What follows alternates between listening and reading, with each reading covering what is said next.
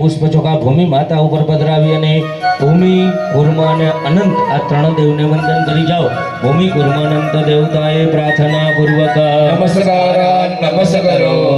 ત્યાર પછી આ તમારા ત્રાસની અંદર એક બે દાણા ચોખા મૂકી